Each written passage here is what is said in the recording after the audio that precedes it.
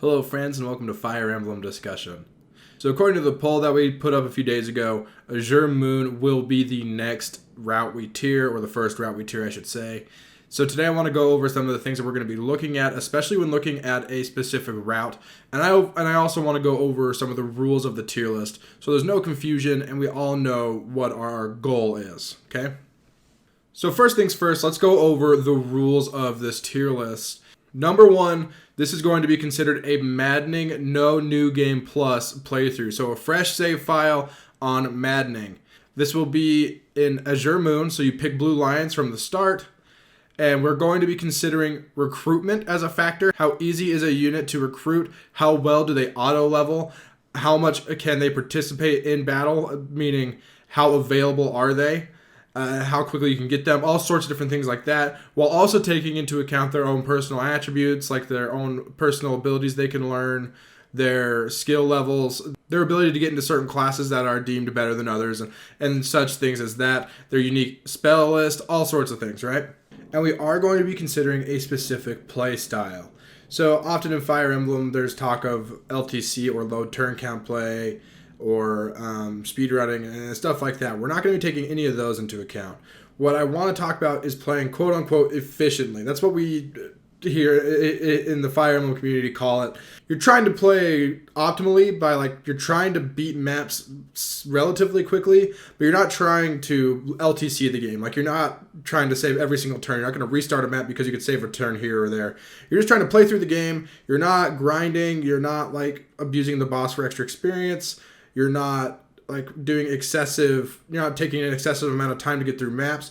You're just trying to play relatively quickly.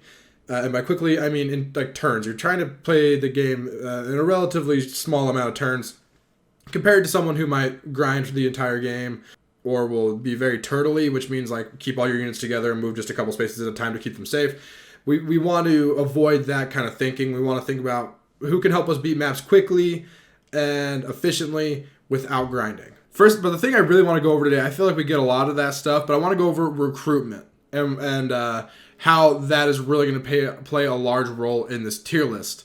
Because I think it'll take some characters that are in A tier and maybe even S tier and take them down to A or B tier. Take them down a little bit, right? Or at least to the bottom of said tier, just because recruiting them is really hard or they auto level poorly through recruitment, right?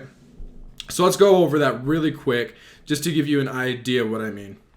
So here we have the page on Serenus Forest. I use this website for everything. I've told you all about it. Go support them and use it. They do the best, probably the best Fire Emblem Three Houses source of information. And by probably, I mean it is. It's the best source of Fire Emblem Three Houses information at this point. So definitely go check the website out. Okay, so first off, here we have listed the base requirements for recruitment of each unit in the game, right? And some are easier to reach than others, right?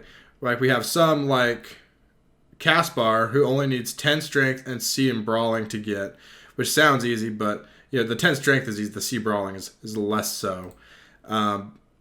But then there's also really some higher ones. We look at Dorothea, who wants 25 charm and B in authority, which is that's going to take some work to get, right? That's not a simple process of getting Dorothea to join your team. And we have all sorts of things like that throughout here. Felix needs speed and swords. An important one to look at, Scythia, needs 15 magic and B in faith, which that's going to be if you just look at them like this is really rough to get to. But luckily for us, if you can lower the requirement by getting to support levels, right? So if the unit requires, say, a B in a skill, if you get a C support with them, it lowers it to a C+. So it's just slightly easier. It's one rank lower and easier to recruit them. Same goes for stats. If they need, remember Caspar needed 10 strength. If you get a C support, you only need 8 strength. And I'm pretty sure Byleth has that base. So super easy to get, right? As far as that goes. So supports just generally make it easier to recruit units. However, there are some units where you can't get like more than you can't get more than a C support until the time skip, like Caspar and Ferdinand, who just makes them recruiting them just a little harder, right? Another thing is the automatically recruiting with B supports. It's a random chance, according to this here. That's my experience as well. It's a random chance, but if you get a B support with a unit, they might just come ask you to join your party. Might just ask to join your class, just randomly out of nowhere. So that can be lucky. That's not something we're going to take into account because it is a rare chance. It's not something that happens every single time. It's not something you can count on. So we are not going to be taking this into account. But it's something to consider anyways, because I guess you could just get lucky, right? Okay, so that's the first thing we're going to be looking at. So when you give your suggestions, make sure to keep that in mind. So like last time, I'm going to put together a full tier list with my opinion after looking at all of their stats and more importantly, their abilities, dependent abilities, and their dependent combat arts and their recruitability and how they'll auto level and stuff. And those are going to be my thoughts, but I need you guys to take all the same things into consideration when you tell me what you want changed on your tier list so that the community tier list for Azure Moon can be a good one, right? So it can be like a relatively accurate. And which does bring us into our next thing, which we want to talk about not only recruitment, but we want to talk about auto leveling. So here we have growth rates for classes. And if you go to the enemy growth rates, which we know are used to calculate enemy stats and auto leveling stats, these stats are added. These growth rates are added to a unit to auto level when you recruit them, right? So let's look at, say, Ingrid, for example. Where is it? Ingrid, for example. Here are her base stats at level. These are her level 1 base stats, right? So let's say you recruit her when she's level like 15, right? So she's level 15. They'll take these growth rates, which she's down here. They'll take her growth rates, which are right here. Take her growth rates, add the growth rates of the classes that she would be in if you were to recruit her at that time, and use those combined to increase her stats with each level, with kind of like on average, right? So she would start off as a soldier. Well, actually, the first 5 levels up until beginner classes would be just her base stats with 5 charm, apparently, because she's a noble. And then she would move into soldier and get plus 10 HP and plus 10 dex, but also minus 10 res and 5 charm added to her growth rates. But then she moves into Pegasus Knight for those 5 levels between level 10 and level 15, and she gets these added, right? These are ridiculous additions, if I'm being honest.